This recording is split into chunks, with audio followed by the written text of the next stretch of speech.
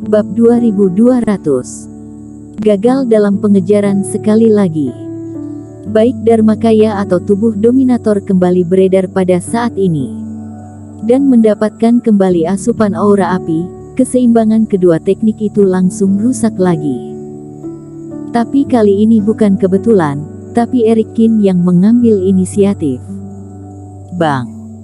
Di dalam laut kesadaran Eric Kin, pusaran yang sempat hening sekian lama kembali heboh. Daya hisap yang kuat terlahir, menelan semua aura api dengan panik. Di bawah bimbingan Eric Kin, daya hisap pusaran air ini langsung dipindahkan ke dunia luar. Ketika pusaran muncul, terlepas dari nafas api suci di diafragma Eric Kin, ataupun batu roh, nafas pil mujarab dan rumput ajaib yang diserap dari dunia luar, semuanya disambut. Hal yang sama juga berlaku sekarang. Antara langit dan bumi, meskipun ada juga aura api, aura ini tidak kuat, dan tersebar di langit dan bumi. Jika di tempat lain, meskipun hisapan ini gila, itu tidak akan menyerap banyak aura sama sekali. Namun, di kedalaman sungai Fenyan, situasinya justru sebaliknya. Nyala api di sini sangat murni dan tak tertahankan, semuanya tidak masalah. Sebaliknya, yang membuat Eric Kin lebih khawatir adalah integrasi teknik yang diselesaikan terlalu cepat. Nafas api yang mengepul bergegas menuju tubuh Eric Kin. Pusaran air begitu serakah sehingga tidak menolak apapun. Setiap bara api ditelan secara langsung tanpa ragu-ragu dan sepertinya tidak akan pernah puas. Jika Eric Kin tidak dalam keadaan koma ketika kedua dharmakaya tubuh pertempuran sebelumnya menyatu, maka dia akan tahu bahwa kekhawatirannya sama sekali tidak perlu. Bahkan Tiovan dan Febrina Tang, dua penggarap fase penilaian satu penurunan yang berusaha sekuat tenaga untuk masuk ke Reiki pun hampir tersedot abis sendiri. Bayangkan betapa mengerikan aura api yang dibutuhkan untuk pusaran ini. Dan di bawah penyerapan pusaran yang terus-menerus, area vakum besar tiba-tiba terbentuk di sekitar Eric Kin. Tekanan api di sekitarnya sangat berkurang, membuat Eric Kin menghela nafas lega. Dia hanya merasa nyaman dan berakselerasi lurus ke bawah. Teknik rahasia macam apa yang digunakan anak ini? Bahkan tingkat energi api ini tidak dapat mengatasinya. Mata Ramley Leng menciut, menyaksikan Eric Kin mulai berakselerasi ke bawah. Dengan adanya daya hisap pusaran di dalam tubuh, bahkan daya hisap pusaran dari jurang juga banyak berkurang. Eric Kin seperti ikan yang berenang, tidak terpengaruh oleh tekanan nyala api, tenggelam dengan kecepatan yang sangat cepat.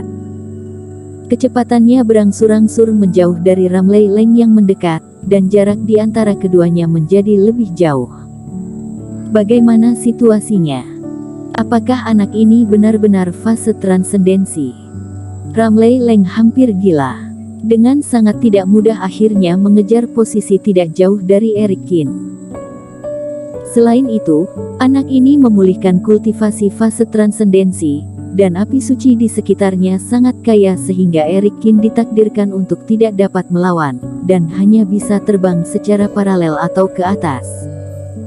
Jadi, dia sudah mempersiapkan jebakan di atas. Ketika Eric Kin tidak tahan, dia akan dikepung dan ditangkap hidup-hidup dari atas. Pada akhirnya, tidak menyangka dan entah bagaimana, Eric Kin tidak hanya tiba-tiba mengalami perubahan yang tidak normal, bahkan tampaknya tidak takut nyala api lagi.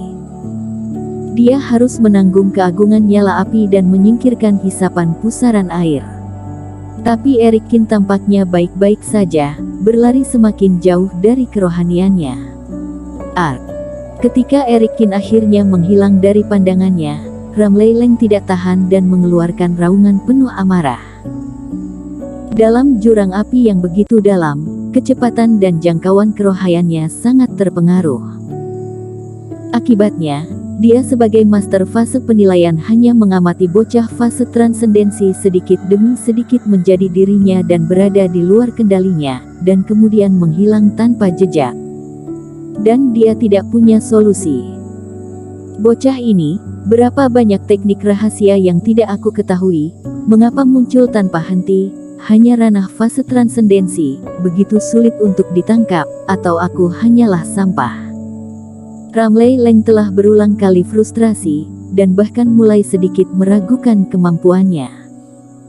Di kedalaman lautan api ini, dia mencari-cari. Pada akhirnya, tidak ada jejak Eric Kin yang ditemukan, seolah-olah Eric Kin telah menguap di jurang api. Eric Kin ditemukan dengan mudah, dan kemudian dia melihatnya menghilang lagi. Ramley Leng gemetar karena marah. Bocah sialan, keluar! Ramley Leng meraung, energi hitam bermekaran, mengaduk bara api yang mengalir deras di jurang, seperti badai bawah laut. Namun, tidak peduli bagaimana Ramley Leng melampiaskan, tidak ada jejak Eric Kin. Dalam keputusasaan, Ramley Leng hanya bisa melayang di bawah sungai Fenyan dan menghubungi dua orang lainnya. Yang pertama merespon adalah adik bungsu dari ketiganya. Kakak kedua, aku tidak dapat pergi membantu kamu. Orang-orang di kapal abadi telah menerima transmisi suara penyelamatan, sedang menuju arah kamu. Laki-laki itu kultivasi satu penurunan, aku hanya bisa menunggu kesempatan untuk mengganggu mereka di sekitar dan memperlambat mereka. Kalau tidak, saat mereka datang, kakak tertua dan kamu akan repot. Suara adik ketiga juga segera terdengar. Kedua, aku terjerat oleh wanita bermarga Tang, dan tidak bisa melepaskan diri, dan apa yang kamu lakukan, begitu lama masih tidak bisa menangani fase transendensi junior biasa. Bersambung. Bab 2201. Dinding Batu Mutiara. Kemudian, suara Armadillo Leng terdengar dengan kebencian dan ketidaksenangan yang mendalam. Seorang junior fase transendensi junior dan juga biasa. Sudut mulut Ramley Leng berkedut. Dia bahkan tidak repot-repot menjelaskan, dia hanya ingin menukar identitasnya dengan Armadillo Leng. Mengapa tidak mencoba? Apakah Eric Kin ini merupakan fase transendensi yang biasa? Pernahkah kamu melihat orang di ranah fase transendensi yang bisa langsung membunuh puluhan kultivator di ranah fase transendensi? Pernahkah kamu melihat orang ranah fase transendensi yang bisa meledakkan kekuatan kultivasi ranah fase penilaian, dan berlangsung cukup lama? Apakah ada junior yang bahkan bisa membuang dirinya di bawah tekanan api yang sulit dia terima, dan api spiritual itu berenang seperti ikan, bahkan meninggalkannya jauh di depan? Jika ini adalah fase transendensi yang biasa, dia sudah membunuhnya sejak awal. Dan sekarang, kecuali beberapa ilmu sihir yang tidak fatal sama sekali, dia bahkan belum menyentuh rambut Eric Kin. Kalau tahu ini sejak awal, lebih baik dia berurusan dengan Febrina Tang sendiri dan menyerahkan Eric Kin kepadamu untuk dicoba. Namun, ini adalah akhir dari masalah dan tidak ada gunanya mengeluh. Bos, saudara ketiga, aku akan menggunakan metode rahasia itu, kata Ramley Leng dengan sungguh-sungguh. Pada saat ini, hanya dengan menggunakan kartu hall terbesarnya, dia dapat menyelinap cukup dalam untuk menangkap Eric Kin. Ramley, apa yang kamu lakukan dengan baik? Setelah menggunakan teknik rahasia keluarga kami, kekuatanmu mungkin jatuh ke ranah fase penilaian dan kamu tidak dapat mempertahankannya. Armadillo Leng tidak bisa menahan diri untuk memarahi. Aku tidak bisa mempedulikan sebanyak itu, aku tidak akan berdamai jika aku tidak menangkap anak ini. Ramley Leng menatap gelombang api merah di bawah dan menggertakkan giginya. Penurunan kekuatan tidak selamanya, tetapi hanya untuk jangka waktu tertentu. Selama anak ini dihancurkan, aku punya waktu untuk pulih.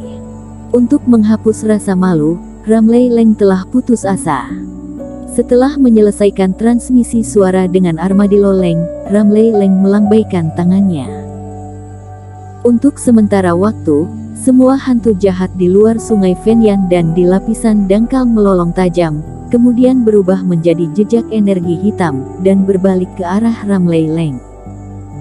Ketika energi hitam terus meningkat, Sosok Ramley Leng terus membengkak, dan pakaian di tubuhnya robek. Tubuh ketua iblis benar-benar terungkap. Ramley Leng berubah menjadi monster dengan kepala setinggi 3 meter dan kepala bertanduk ganda. Dengan teriakan aneh, titik merah tiba-tiba muncul di tengah alisnya.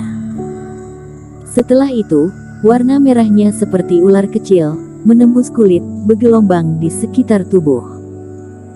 Kemanapun ia lewat, di kulitnya yang merah dan hitam aneh, luka-lukanya mulai pecah dan darah mengalir keluar, mengubah Ramley Leng menjadi ketua iblis dengan 2 tanduk.